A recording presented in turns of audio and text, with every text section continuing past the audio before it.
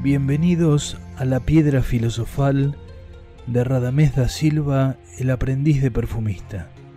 Este es un espacio que compartiré en muchas ocasiones con mi gran amigo Ignatius y en otras compartiré mis reflexiones con ustedes acerca de tópicos trascendentes que no se anclan en el presente ni corren detrás de las noticias. Temas, inquietudes que han habitado la mente y los corazones de los seres humanos desde que han sido seres. Una advertencia, por supuesto. Si no estás dispuesto a reírte de tus creencias, de tus ideologías o de tus ideas, este espacio será una montaña rusa de emociones. Por supuesto, todo hecho con un ánimo humorístico para generarle cosquillas al cerebro e incitar a pensar y abordar temas desde ángulos diversos, pero siempre con amor y esperando aportar algo a tu vida para que sea un poquitito mejor. Muchas gracias por habernos elegido, por estar ahí y por regalarnos un rato de tu tiempo para escucharnos. Ay, Ignatius, benditos los ojos que te ven. Ay, querido Radamés, acá estamos de vuelta. El jueves pasado tuve algunas desavenencias y no pude estar. Pero para los oyentes, no te preocupes porque los oyentes no saben, nos van a escuchar seguido. Pero entiendo, nuestra ausencia nos dolió. Me dolió, a mí me dolió, me faltó algo adentro.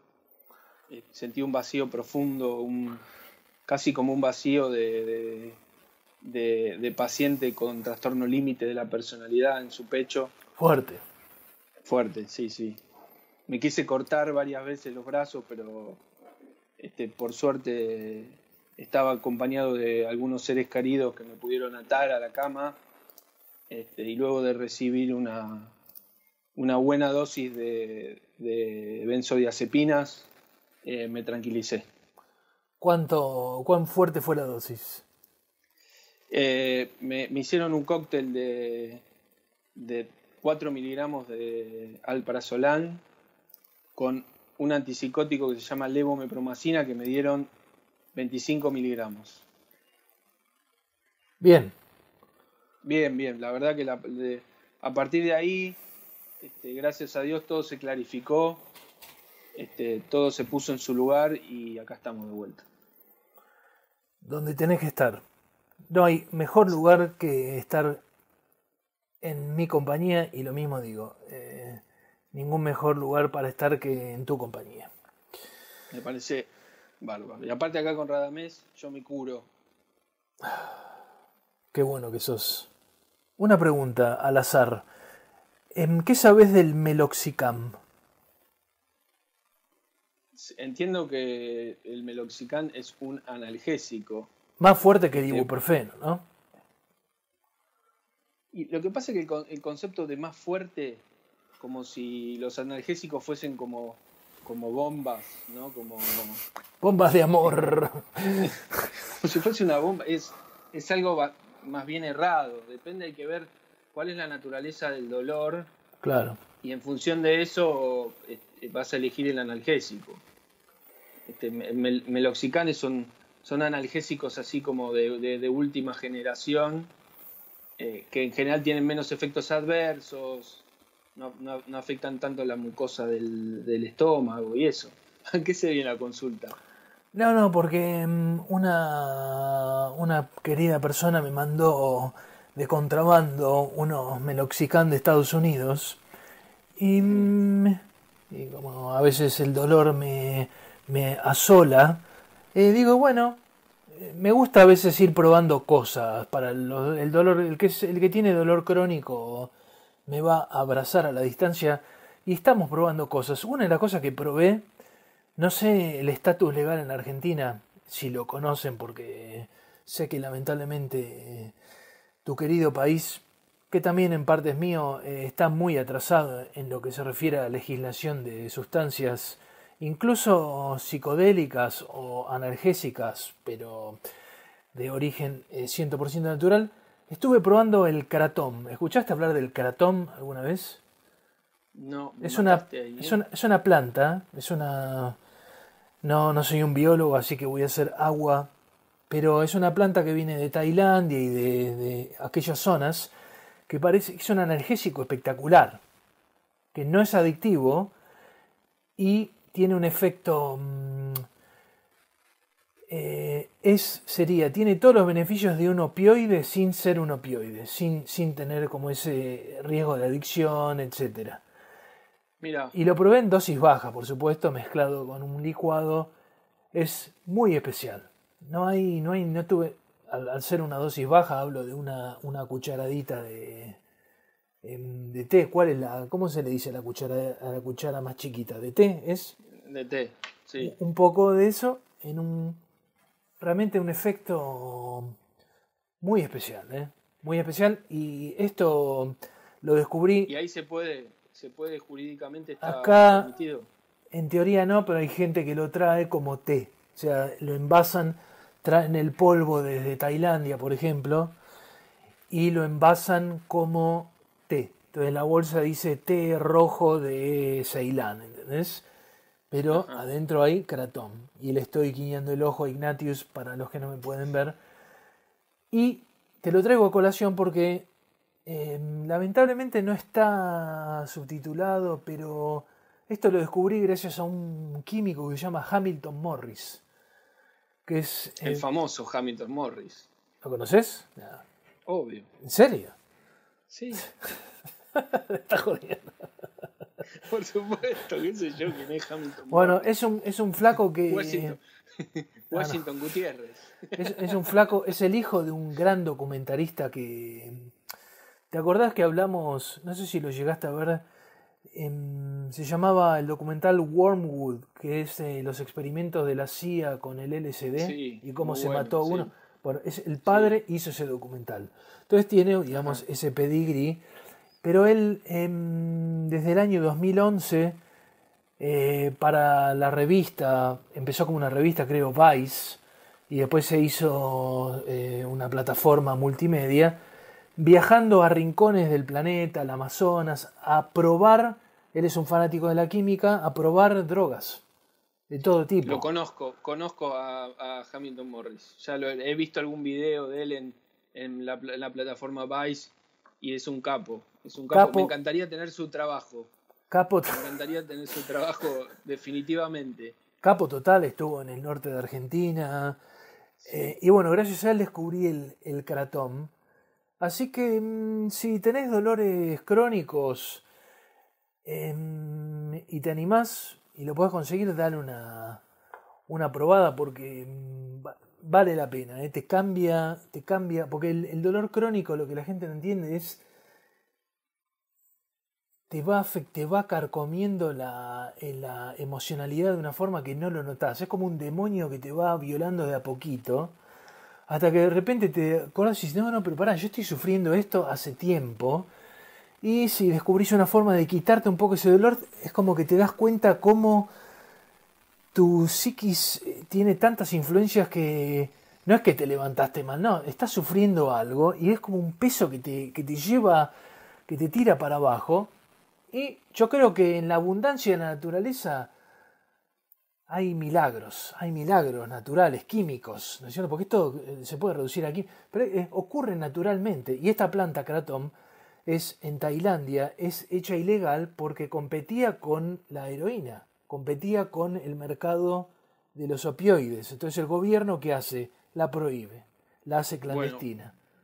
quiero decir dos cosas. Sí, Primero, a los millones de los oyentes de este querido millones. podcast, millones, trillones, no sé, toda la gente que está ahí escuchándonos y que me he enterado que lo graban y después venden cassette piratas de nosotros y demás cosas. Sí, Eh, bueno, siempre consulten con su médico, ¿no? No hagan las locuras que hacemos nosotros, por favor.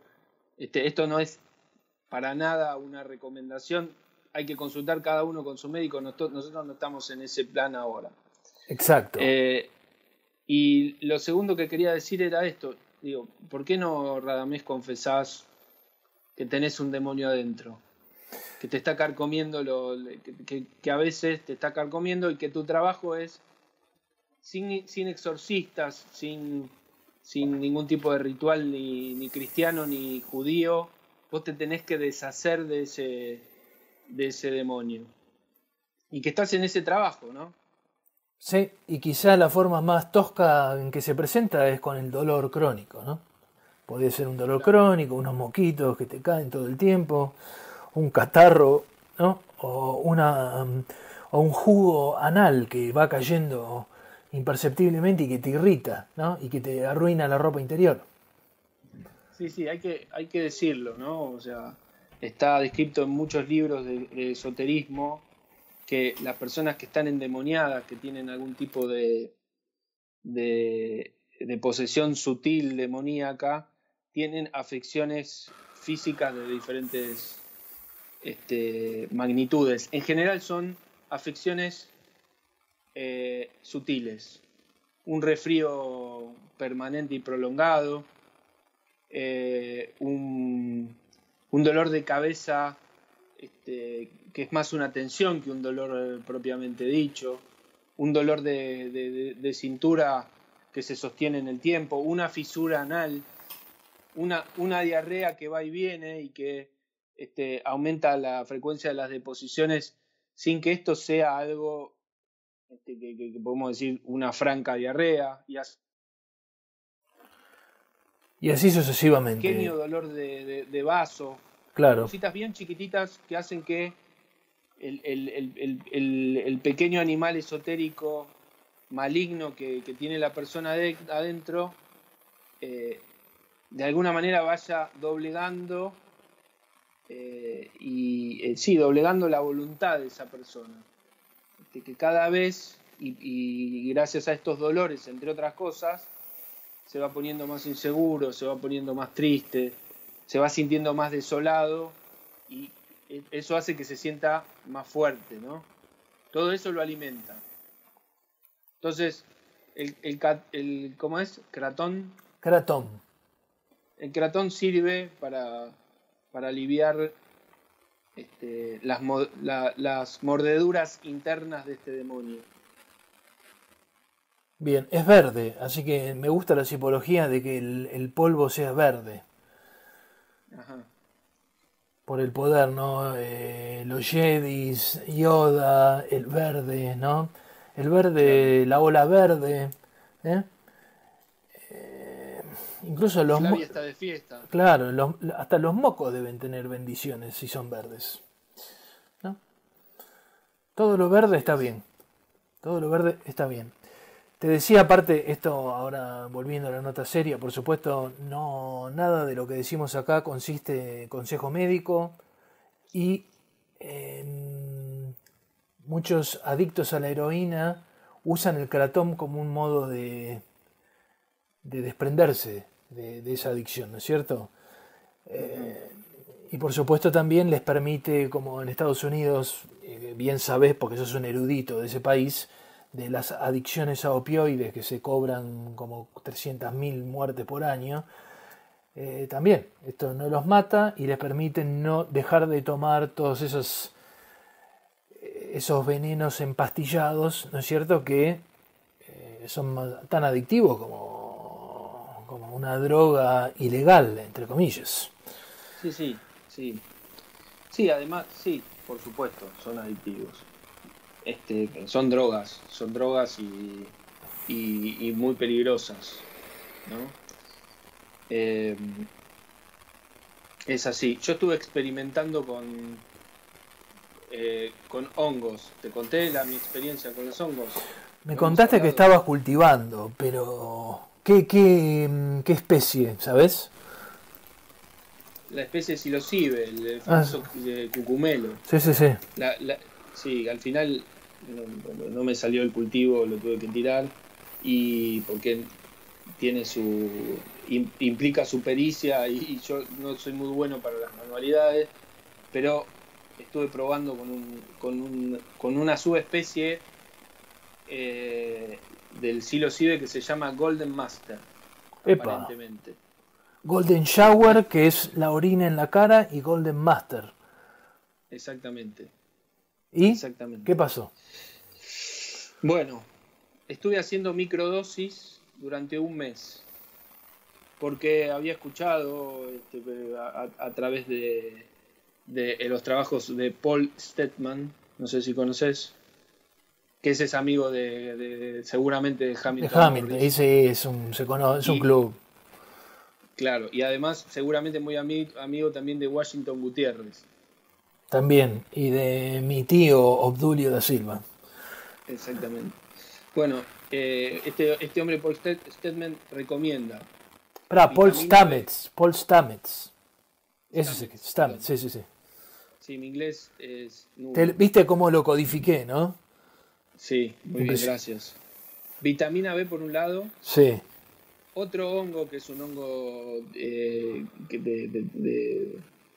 supuesta venta libre, que es la melena de león. Sí, es muy conocido. Acá se vende en cafés, en todos lados. Exactamente. Y psilocibe, en microdosis. ¿Qué significa que sea microdosis? Y una microdosis teóricamente no te tiene que producir ningún efecto psicoactivo concreto. Pero que es una parte en 1000, más o menos, ¿cuál es la reducción? Entiendo que a partir de los 3 gramos insistimos con que esto no es para que lo hagan, muchachos. Esto es, si nosotros nos gusta de alguna manera los deportes extremos psicodélicos, ese es un tema nuestro. Acá nadie recomienda esto, pero una dosis, una microdosis es hasta 1 gramo. Entiendo que es hasta 1 gramo. A partir de ahí ya no es tan microdosis. Igual esto se ajusta clínicamente, se va ajustando de acuerdo a cada persona y cómo lo va sintiendo. Si vos tomás una dosis, esa dosis te resulta un poco psicoactiva, hay que bajar un poco más la dosis. Una pregunta del ego. ¿Depende del peso? ¿Está relacionado la dosis con el peso o no necesariamente? No necesariamente. A mí me parece que hay algo acá, hay ciertas sutilezas subjetivas que se ponen en juego, que tienen que ver con la sensibilidad, porque hay gente que pasó la experiencia conmigo y con la misma dosis no le pasaba nada y a mí me pasaba. Yo me sentía como un poco extraño y demás. Eso depende de la sensibilidad que tenga cada uno, no sé, sensibilidad propioceptiva, digamos, el registro y el vínculo que uno tenga con su propio cuerpo y con su propia conciencia. Seguramente que hay algo que tenga que ver con el peso, pero a mí me parece que lo subjetivo acá se lleva la parte principal. Bien. Bueno, y hay que tomarlo cada 3 días. Esto se toma cada 3 días, no se toma todos los días, se toma cada 3 días. Bueno, lo que te promete Paul Stetman, ¿cómo es? Stamets.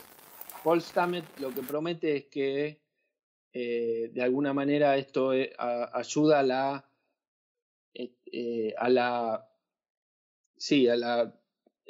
a que el cerebro se renueve, digamos, ¿no? Que mejora la capacidad cognitiva del cerebro, mejora también la ansiedad, la depresión y esas cosas. Neuroplasticidad, ¿no? Ahí también, sí, imagino. Exacto, no me salía. La famosa neuroplasticidad y demás genera factores de crecimiento que favorecen la neuroplasticidad. Bueno, lo hice durante 2 meses, luego de los cuales me senté en una silla y traté de escribir en mi cuaderno de notas a ver cuáles eran los cambios que yo había descubierto, ¿no? Si realmente había tenido cambios. Y la verdad es que no registré ningún cambio favorable. No me sentí ni peor ni mejor. No. Es muy difícil mensurar esto objetivamente, pero desde mi subjetividad no me cambió para nada la vida. Y el durante tampoco. Al tomarlo, tampoco ningún efecto notable. Depende, que al principio cuando estaba calibrando la dosis he tenido días en donde me he sentido así un poquito high, pero más que eso no. No me sentía ni más inteligente, ni más abierto, pero ni quizá, más creativo. Quizá ahora estás más humilde y no podés Sí. cuantificar bien lo mucho que creciste. Ojo, También, es una paradoja post-microdosis. Exactamente, claro. Por ahí me hizo tan bien que ya no puedo aceptar lo bien que me hizo. ¿Y pensaste en subir la dosis? No, porque cuando subía la dosis me ponía un poquito high, como te decían. Pero era instantáneo. A la subías un poquito sí. ¿Y ese high cómo era? Sentía el cuerpo más liviano y he tenido algún que otro episodio pseudo paranoide atenuado, así, de estar en situaciones de reunión y estar como así, como una sensación de estar en las nubes, una sensación de estar en las nubes, pero más física, no tanto de la cabeza, y pensar, ¿no? Y mirar a los demás y pensar, se están dando cuenta que así como si hubiese consumido marihuana. Como un joven que fumó por primera vez y va a un bar. Exacto, sí, me recuerdo el stand-up de Louis C.K. en Netflix, que hace todo un desarrollo de ese tema. Bueno, un poco así, ¿no?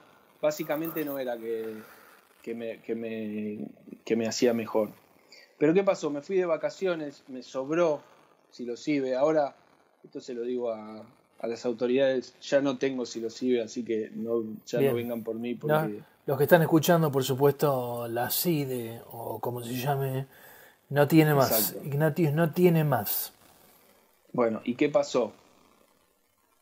Nos fuimos allá, estábamos en la playa, los médanos, el bosque, la paz del verano y de las vacaciones, y como quedaba este resto, que eran, no sé cuántos eran, pero era una cantidad importante, se nos dio un día ir a un bosque y consumir un poquito más, ¿no? Pasar de esa microdosis.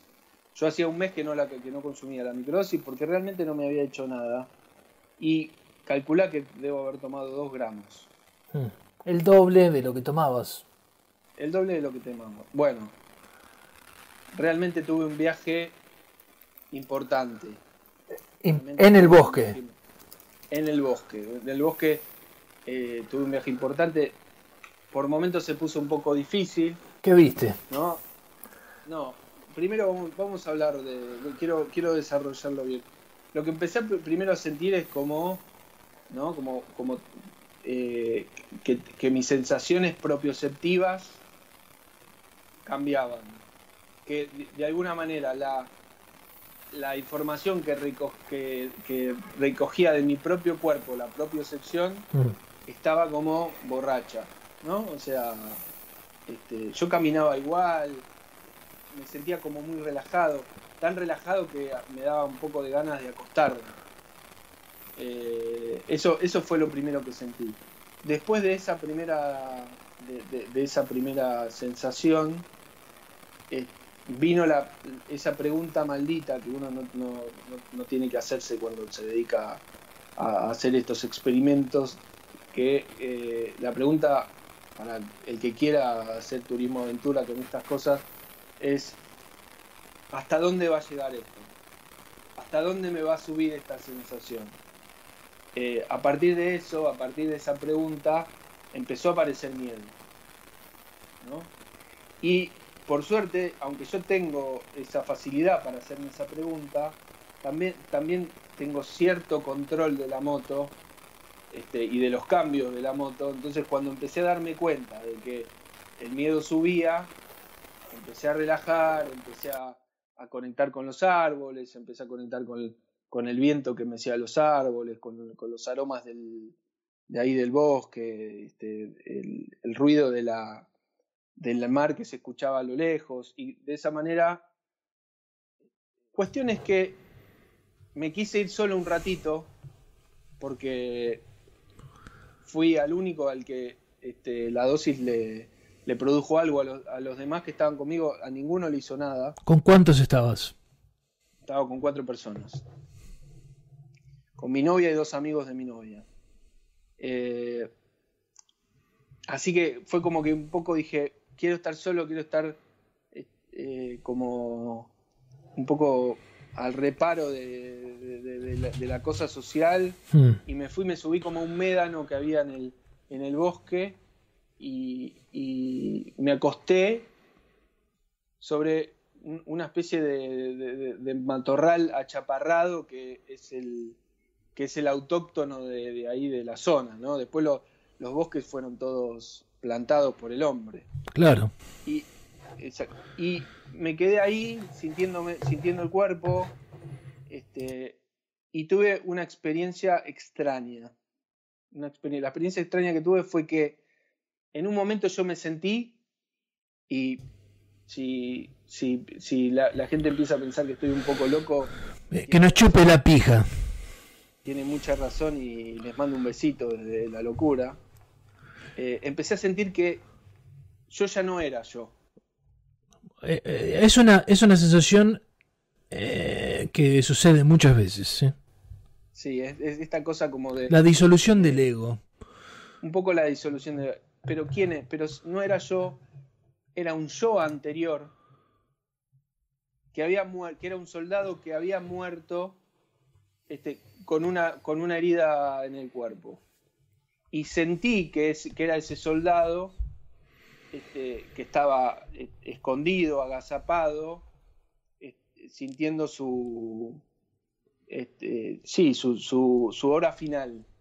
Fue esa sensación, esa conciencia, fue apenas un destello que duró 10 segundos, ¿no? Y después volvió el que les habla, volvió Ignatius, totalmente perplejo y asombrado. Nunca pensé que me iba a pasar una cosa de esas, pero me pasó. Yo quiero contarles a los millones de oyentes que la verdad que nunca me interesó mucho el tema de las vidas pasadas, ni tengo todo un imaginario que me lleve para ese lado, ¿no? O sea, entiendo que por ahí es verdad que hay vidas pasadas, qué sé yo, pero no es algo que sí, que me interese, ¿no? O sea, no es algo que forma parte de tu cotidianidad ni pensamientos. Sí, que sea relevante para mi vida. Claro. Mucho. Al contrario, yo diría, me parece que hay mucha paja mental atrás de todo eso. Ahora, discúlpame, este soldado, ¿llegaste a percibir si era de alguna nacionalidad o algún rasgo físico? ¿Te quedó algo de esa visita de 10 segundos?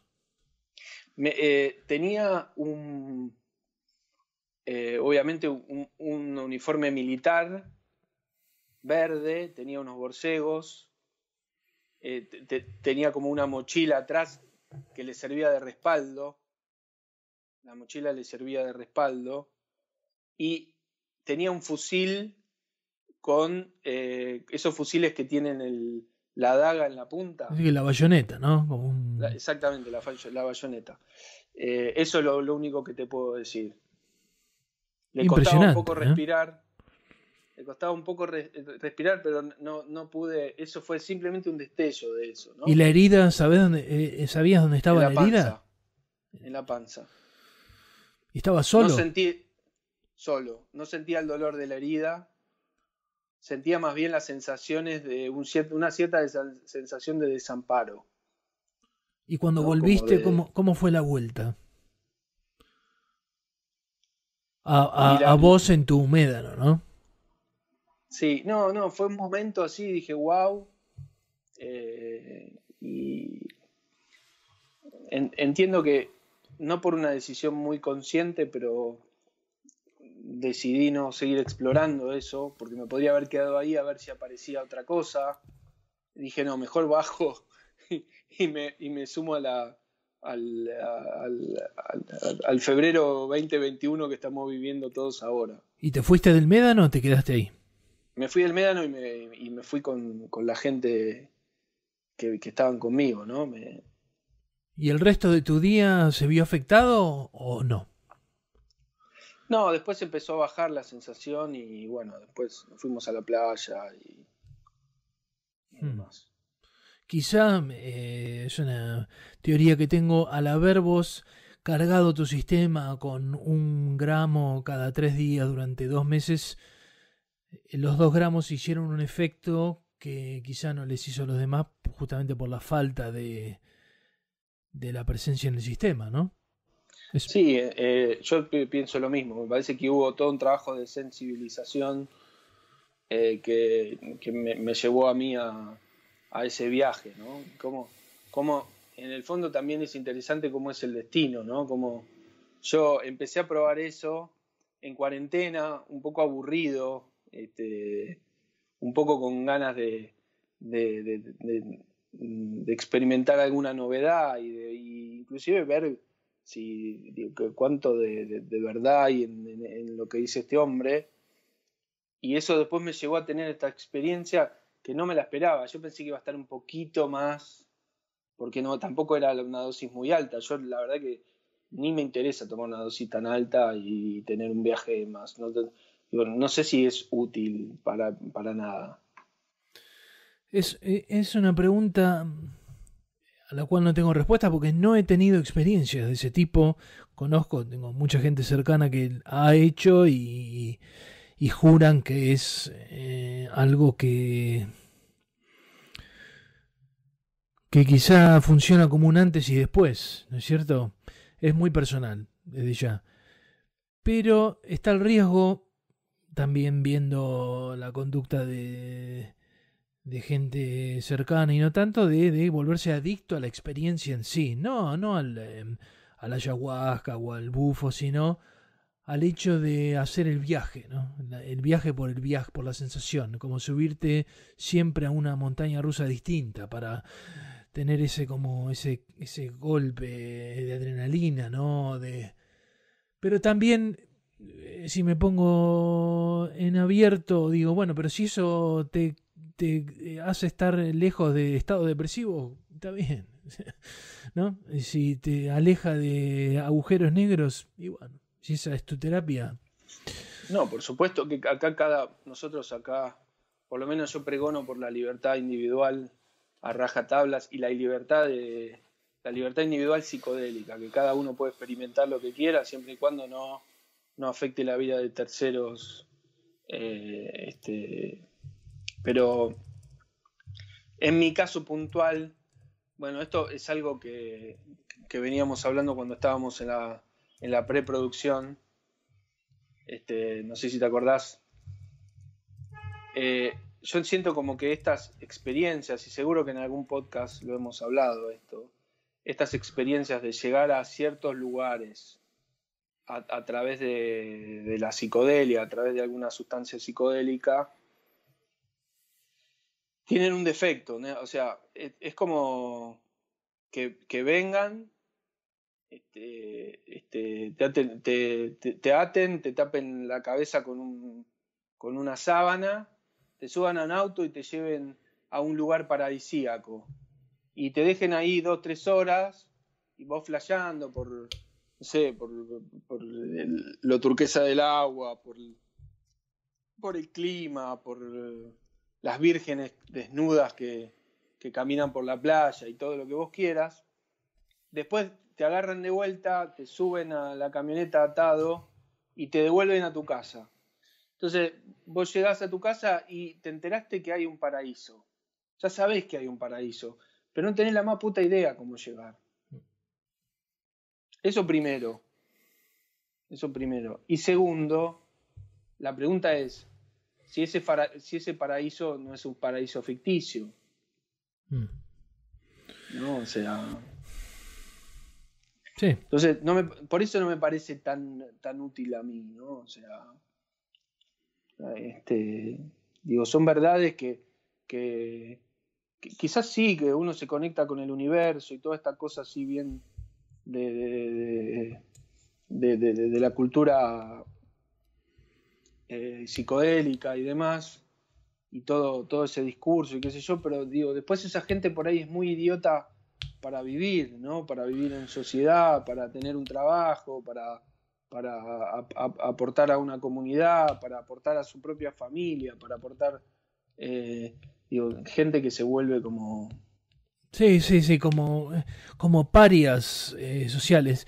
También está la imagen trillada, ¿no? Del psiconauta que vive en un túnel nuclear y que se la pasa haciendo LSD y combinaciones, pero de a poco vamos a ver que el uso en los lechos de muerte, ¿no? Que atenúan la angustia de morir, el iboga para las adicciones, es muy fuerte. O sea, si cuando te interesa el tema y empezás a leer de fuentes buenas, yo sin haber probado, como te confesé, percibo que hay algo muy útil ahí. O sea, pero hablamos en casos concretos y no recreativos, como que te estás muriendo o te dan un diagnóstico de una enfermedad terminal o no podés dejar la cocaína o la heroína o el tramadol, como en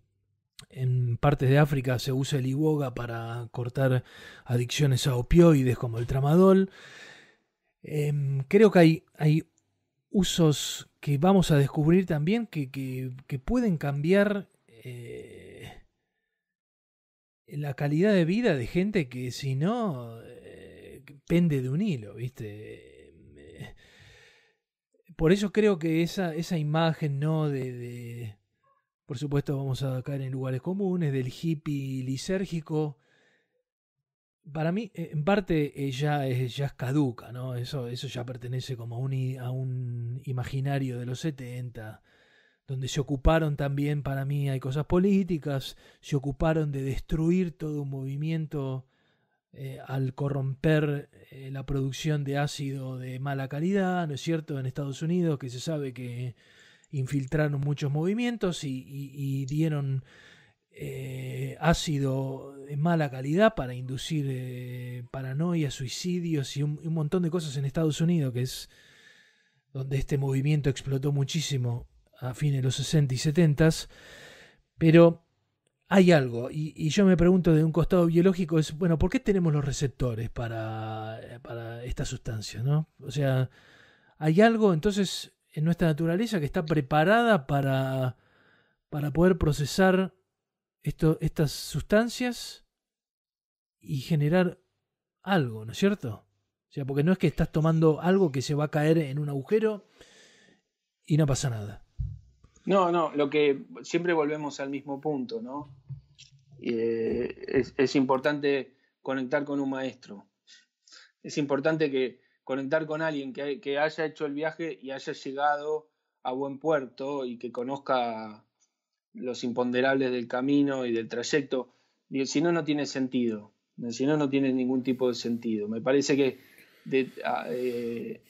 y ese es uno de los problemas. O sea, no creo que se puedan tomar estas sustancias alucinógenas o psicodélicas con una cabeza científica. No, por supuesto. O sea, no son antidepresivos, no son inhibidores de la recaptación de serotonina. No lo vas a tomar y te van a aumentar la serotonina en un lugar del cerebro y de repente te vas a sentir con más ánimo y con más ganas de hacer actividad. Son experiencias de sentido, de búsqueda de sentido.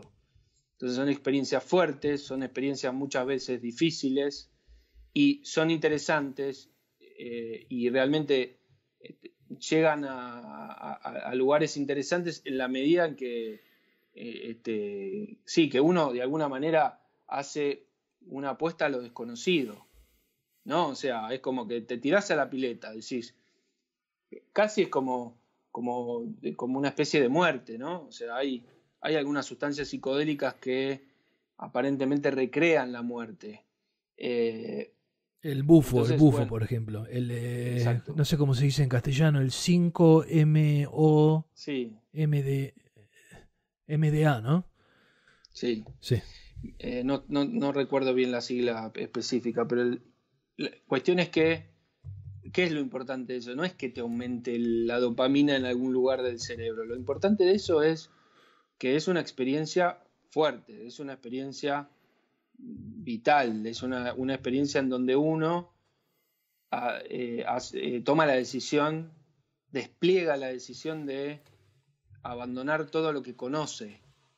Y eso te transforma, Es desde la ya que te muerte, en parte, transforma. ¿no? Eso. Claro, desde ya que te transforma. Pero, bueno, no sé, el paradigma científico eh, es muy bueno para algunas cosas, pero para otras es un reduccionismo berreta, ¿no? O sea, eh, para otras es un reduccionismo berreta. Y yo entiendo que el psilocibe en dosis más altas y generando una experiencia fuerte puede llegar a ser una experiencia importante. Sí, pero yo creo que el trabajo viene después de la experiencia, de sacarle jugo a esa experiencia, Claro, de claro. hacer algo con esa experiencia, Sí, sí. ¿no?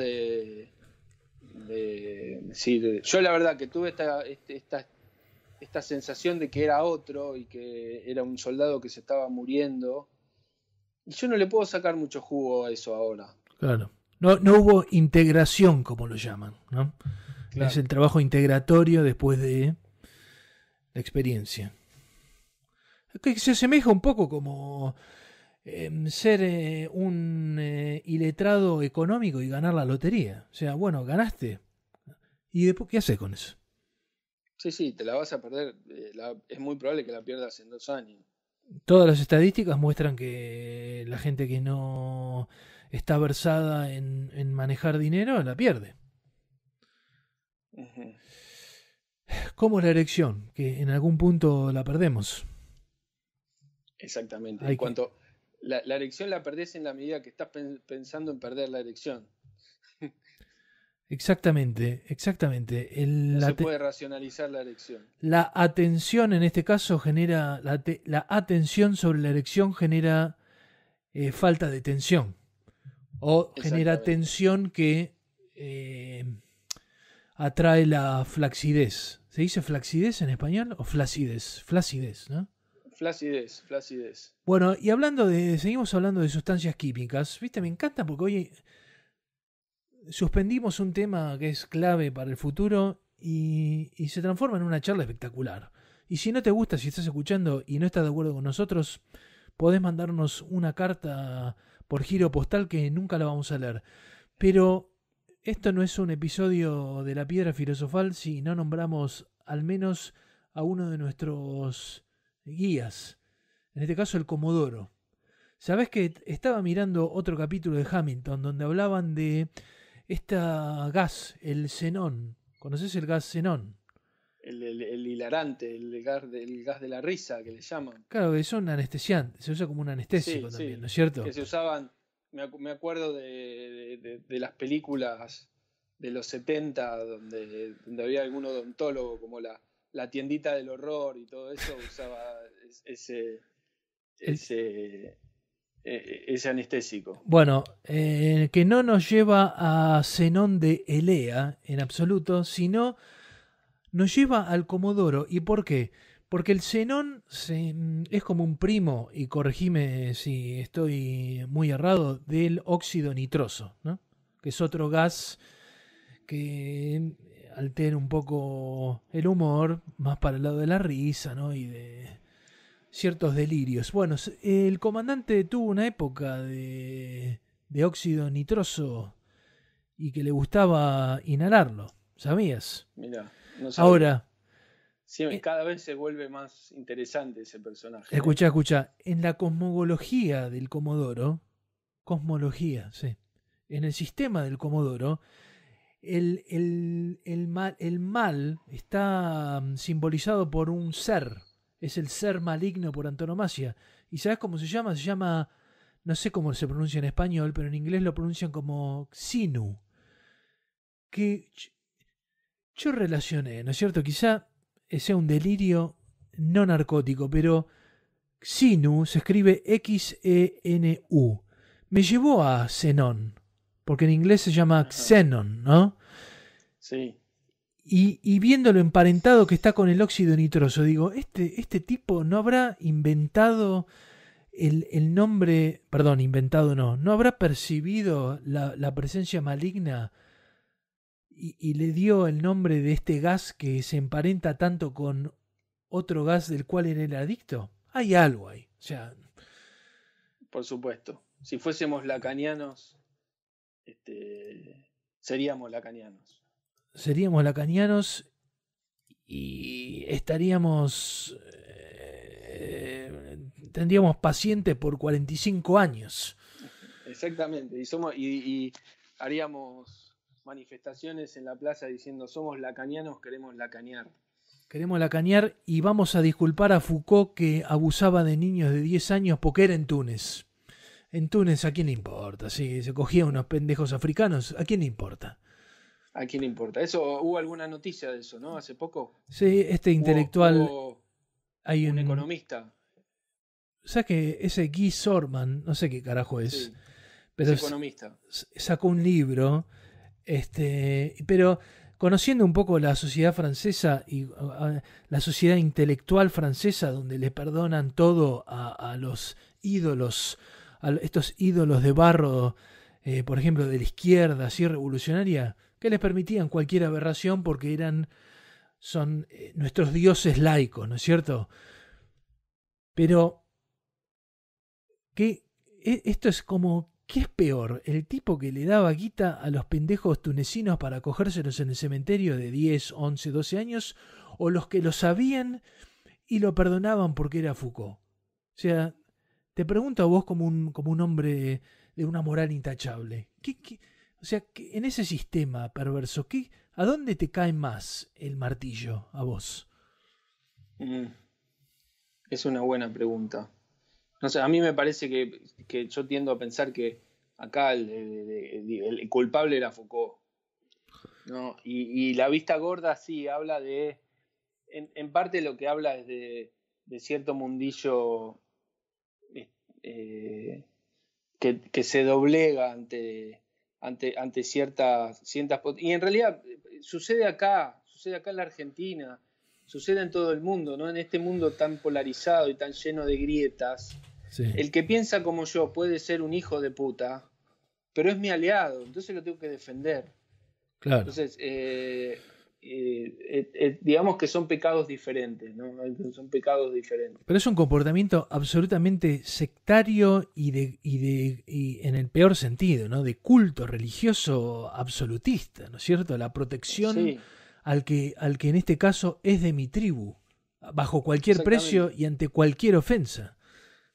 Exactamente, me parece que ahí hay algo de algunos pensamientos que te llevan a eso, ¿no? Como hay un teóricamente un objetivo que es más importante, todo se lee en función de ese objetivo. O sea, es como estar en guerra, ¿no? O sea, si estás en guerra con otro país y tiraste una bomba y mataste y se te escapó un poquito el dedo índice y le diste con una bomba a una escuela, sí. Y mataste a 200 pibes y bueno, estás en guerra.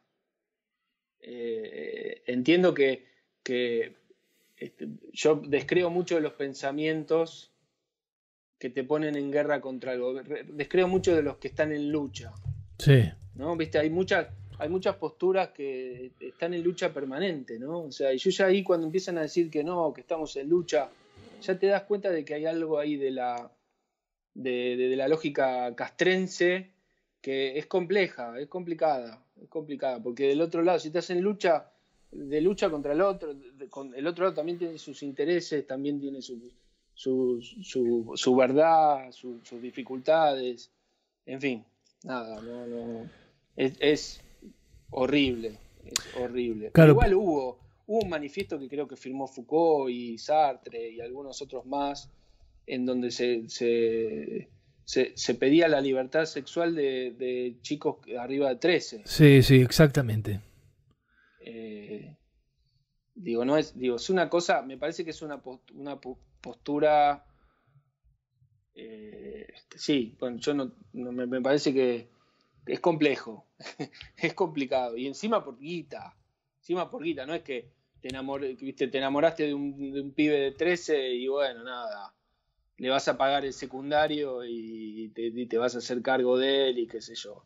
No hay un síndrome de Pigmalión, hay un síndrome de abuso.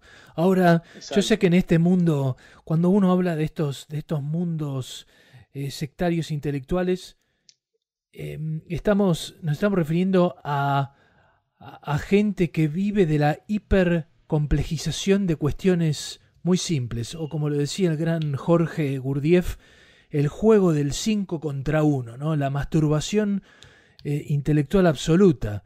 Entonces yo, ante eso, me planto en la vereda opuesta y trato de ser un minimalista frente a estos excesos que para mí uno de los principales objetivos es ocultar cosas turbias, ¿no es cierto? Porque en ese manifiesto de los 13 años, de paso te aclaro que en esta semana en Francia se dicta que 15 años es la edad de consentimiento, ahora, para ellos, pero a cualquier chica musulmana menor de 18 años no le permiten usar el velo que ella o la bufanda que ella quiere usar. No, está prohibido, pero la edad de consentimiento es de 15 años. Hay toda una construcción como una impostura antiburguesa en ese pedido de los 13 años. Creo que fue a fines de los 60 por ahí. Como esa impostura rebelde frente a un sistema opresivo, para llamarlo de alguna forma, ¿no es cierto? Donde el otro, la persona de 13 años no les importa un carajo. O sea, realmente no les importa. Ni la estructura psíquica de alguien de 13, de 14 años. Es el egocentrismo y el sentirse merecedor de eso. Por el estatus que tienen en dicha cultura. En este caso la francesa, ¿no es cierto? Pero eso, sí, eso es una ficción absoluta. O sea, ¿no? Ellos entienden que vivimos en culturas y que esas culturas tienen algo de ficción y que son consensos que se van generando en función de las costumbres y las leyes están siempre muy ahí abrazadas a las costumbres y demás, y ellos sí, poniendo su pizquita de pimienta en el guiso y apostando sí a un plan. A mí yo creo que sí, que hay un plan mayor, que hay un desdén concreto contra la familia. La familia les molesta, le tienen cierto resentimiento a la familia y a los valores que por ahí la familia tradicional defiende. ¿Viste? Están en lucha. Claro, pero bueno, cuando te enterás de lo de Foucault, por supuesto, sí, esto da para hablar, si uno quiere, muchas horas, pero vos sin entrar en los tomos y las páginas que escribió Foucault, pero destilando un poco la esencia de su trabajo, y después te enterás que el tipo le gustaba cogerse niños de 10 años, ¿no es cierto? Es lícito imaginar que, conociendo un poco cómo funciona el intelecto humano y siguiendo este proverbio persa que para mí es, en una oración de pocas palabras, explica a Foucault y explica a todos nosotros en parte, que es, decía algo así como que el hombre está oculto por su lengua. Es decir, toda la construcción esta que hacemos a partir de las palabras, de las estructuras de pensamiento, nos ocultan. Y en este caso hay algo que es imposible de negar, que en todo ese abordaje revolucionario de Foucault hay quizá una justificación a sus impulsos. Porque en su sistema él debería ser libre de culpa y cargo. En un sistema ideal para él, ¿no es cierto? Y eso está reflejado un poco en su trabajo.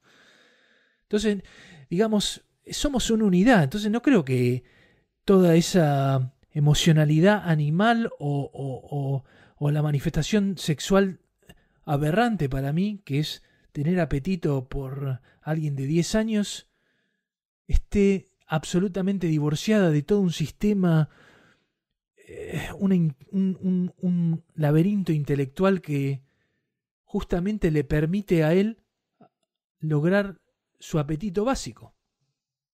Estoy de acuerdo que muchas... me parece que estos grandes castillos intelectuales que valga la redundancia, los intelectuales crean, forman, son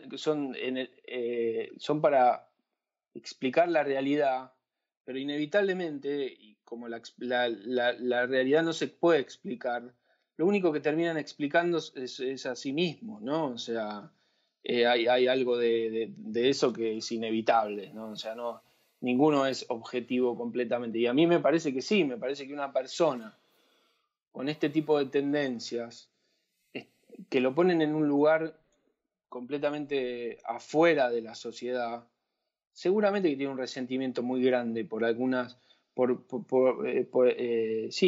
algunas instituciones y por algunas costumbres y por qué no por la humanidad toda, ¿no? O sea, porque ¿leíste Lolita? Hace mucho tiempo. Bueno, el Lolita de Nabokov, que lo recomiendo, da un poquito de asquito en la panza, sinceramente, no es tan fácil de leer ni tan disfrutable. No me identifico para nada con el personaje de Humbert. Bueno, él era una araña, era una serpiente tejiendo un nido, tejiendo una trampa alrededor de una Lolita. Y bueno, no sé, entiendo que es exagerado quizás decirlo, o no me animo a decirlo por una cuestión de pudor, pero quizás esa era la trampa de Foucault. Era una trampa intelectual. Vamos a por la simplificación en ciertos tiempos es heroica. Estoy con vos, Ignatius. Porque aparte él no lo hacía en Francia, lo hacía en Túnez, con el típico desdén racista de la élite francesa. Sí, iba allá. Pero, o sea, igual aparece esta discusión también, que es una discusión eterna de si podemos separar al hombre de su obra. Y yo creo que lo podemos separar, y es interesante leerlo a Foucault, y a mí me parece súper interesante, pero sí es cierto que sí, me parece que era una serpiente, era un pedófilo. Los pedófilos son un poco una serpiente.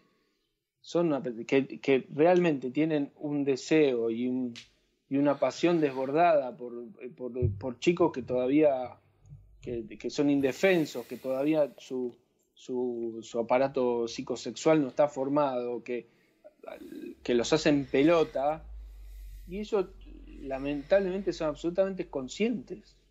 Sí. Son absolutamente conscientes. Y entiendo que hasta sufren algunos, porque saben que son unas cucarachas, ¿viste? Que son pero no pueden evitar lo que son, ¿no? Es como el escorpión. Lo mismo Michael Jackson, ¿no? O sea, el famoso Neverland, el documental de 2 capítulos. Sí. Vos te das cuenta de que Neverland, su residencia, era una trampa también, era toda una enorme trampa, una enorme telaraña, en donde él atraía víctimas, ¿no? Y bueno, nada. Esa imagen de telaraña es muy buena, Ignatius. ¿Es normal que me excite la araña? Es normal. ¿O no? Es normal, sobre todo si primero tuviste aracnofobia, después te termina dando excitación eso que te daba miedo antes. Cuando dijiste lo de dijiste una frase que es como parafrasear a Jorge Gurdjieff, porque él decía que en pleno siglo XX, ¿no es cierto?, todos los novelistas glorificados simplemente lo que hacían era terapia con sus libros. O sea que él decía que había dos tipos de obra, una objetiva, ¿no es cierto?, que transmite cierta información y demás cosas de otros planos y de otro nivel de conciencia, y otros que son vómitos emocionales de los creadores, ¿no es cierto? Pero esto también se traduce a, entre comillas, filósofos, ¿no?, del siglo XX también. Dijiste algo de Louis C.K. y este mundo, sobre todo hablamos de Occidente, ¿no es cierto? Que es, yo amo a Louis C.K. Yo también. Y o sea, vamos a tratar de nombrarlo una vez por capítulo. Sí, amo a Louis C.K. Me parece que fue bastante injusto lo que se hizo con él. La cancelación que tuvo fue terrible. Igual ahora ya está haciendo... Hay que apoyarlo, está sacando cosas, hay que apoyarlo, sí. Está vendiendo cositas en su sitio, pero lo trajiste a colación y pensé en la locura de este mundo occidental, ¿no es cierto? Louis C.K., el error que cometió, por supuesto, reprobable, se masturbó y le pidió a asistentes que lo mirasen, ¿no? Ese fue su delito. No sé cómo está tipificado en el Código de Estados Unidos, pero por supuesto se equivocó. Ahora, y no puede trabajar o fue realmente cancelado hace ¿cuánto ya? 2 años, 3 años. ¿Bien? Sí, ese es un tipo que se masturbó frente a mujeres. Tenés a otro tipo como Obama, que vive de dar conferencias, escribe un libro, es éxito de ventas, es presentado por ciertas élites como un paradigma de presidente, cuando es culpable de miles, y si no cientos de miles de muertes paralelas a objetivos militares, ¿no es cierto? O sea, esto está tan incorporado en nuestra cotidianidad que tenemos que a veces poner pausa y pensar en esto, ¿no es cierto? Un tipo se masturbó frente a mujeres adultas mal, ¿sí?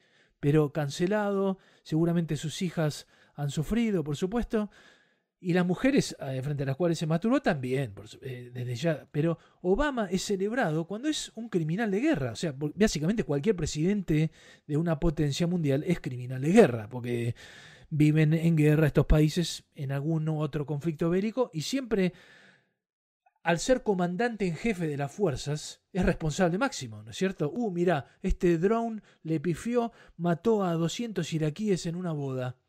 Como decías antes, es no sé cómo se dice en español, un fallo de guerra. Pero mataste gente, sí, hermano.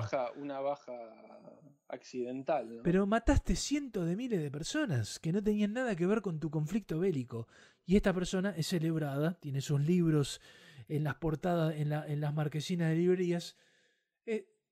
Hay que señalar estas cosas, me parece, porque no lo vamos a cambiar. Sí, inclusive salvando la distancia, porque me parece que un primer ministro, un mandatario, sí, que van a la guerra y que matan gente, no tienen perdón de Dios, digamos, ¿no? Pero ¿se van a animar a cancelar a Foucault? Estos que cancelan, que en parte yo creo, sospecho que un poco la cultura de la cancelación abreva de los textos de Foucault. No solamente de Foucault, pero abrevan ahí, ¿no? O sea, hay toda una filosofía postmoderna y hay toda una filosofía que es más bien una filosofía deconstructiva, aunque Foucault no hable de la deconstrucción puntualmente. Pero sí me parece que es parte de ese trabajo. ¿Se van a animar ahora? ¿No? O sea, bueno. Lo que decía este hombre era tan importante, ¿no? Yo espero que no, porque la cancelación es como prohibir el aborto, ¿no es cierto? O sea, hay que sacar todo, al contrario, no hay que cancelarlo, hay que explicar lo que pasó, vender sus libros, nombrar a la gente que supo que violaba a niños o que les pagaba para tener sexo. Todo tiene que salir. Si no, es barrer bajo la alfombra. Sí, por supuesto. A mí lo de la cultura de la cancelación tampoco me gusta. Pero me parece que la cultura de la cancelación también tiene sus vacas sagradas, y no se van a meter con las vacas sagradas, nunca se van a meter con las vacas sagradas. Y ahí a vos te da una pauta de que es parte de esto, ¿no? De estas grietas la política secuestra todo, o sea. Sí, lamentablemente sí. Y bueno, nada, ¿no? Me parece, hay un libro que, ¿cómo se llama este escritor mexicano famoso? Bolaño, famoso, que ganó el premio Nobel. Bolaño es chileno. Fuentes. Carlos Fuentes. No, el otro, Octavio Paz. Sí. Octavio Paz tiene un libro que se llama El mono gramático. Yo lo diría de otra manera, diría el chimpancé gramático. O sea, nosotros somos un fucking chimpancé. Es así. Chimpancé es un hijo de puta. Es territorial. Hay un jefe que tiene relaciones con todas las mujeres, con todas las hembras de la tribu. Hay todas unas confabulaciones políticas que terminan en la muerte del macho alfa, toda una cosa muy, muy humano, terriblemente humano. Hay algo de eso, yo no puedo medir cuánto ni mensurar cuánto, pero hay algo de eso que lo veo por todos lados. Lo veo por todos lados, ¿entendés? O sea, por eso un tipo como Obama te mata 5.000 personas y no pasa nada, porque es el macho alfa. ¿Pero estás diciendo que es un orangután? ¿Hay un contexto racista en lo que estás diciendo? Claro, es un macho alfa y nosotros somos machos gamma, no podemos decir nada. Hasta nos resulta lógico, a veces todo esto queda como, escondido en la lógica de la realidad. La lógica que no, eso, bueno, sí, está bien, encuentran algún argumento X, como que hay que salvar a no sé quién de no sé cuánto, y van y hacen mierda todo. Sí. Bueno, voy a dejar una pequeña recomendación que está en Netflix, por eso lo voy a compartir, así nadie tiene que piratear. Un corto palestino que está nominado a los Oscar, algo que ojalá sea símbolo de mejores tiempos, se llama El Regalo. Creo que está en inglés, es The Present, que es un juego de palabras con regalo y presente también, ¿no es cierto? Pero creo que en Netflix Argentina está como El Regalo. Son 20 minutitos, 25 minutos, hecho por una mujer, está bueno decirlo, una mujer palestina que nació acá en Londres. Así que esa es mi pequeña recomendación antes de irse. Antes de irse a Radamés, antes de despedirme de ti, Ignatius. Muchas gracias por hoy. ¿Ya no te tenés que ir? Me cierra el súper, acuérdate. Me cierra el súper. Es verdad. Mirá cómo me dejas. Es que... Mirá cómo me pusiste. Y bueno, es el Tao. Hacé circular. Hacemos una perla. Bueno, el corto es palestino y dirigido por una mujer. Sí. Ya está, ya ganó. Ganamos todos. Ya ganó el Oscar, olvídate. Ojalá, porque va a traer un poquito de atención a un problema realmente que no tiene solución en vista, pero te lleva, o sea, no nos dejan viajar a esa zona, ¿no? Pero te lleva ahí, realmente es muy, muy, muy interesante. Si nos cancelan, ya saben por qué es. Bueno, Ignatius, querido. En el fondo, van a cancelar a alguien que sí. Cancelan a los importantes, ¿no? O sea, y nosotros somos muy importantes. Así que seremos cancelados. Un abrazo, mi querido. Un abrazo, papá. Adiós. Papá. Papá. Muchas gracias por habernos escuchado.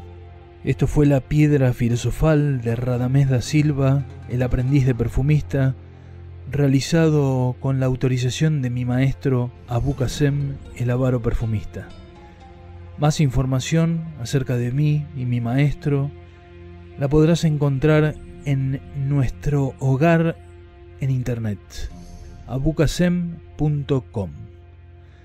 Muchas gracias y nos escuchamos la próxima semana.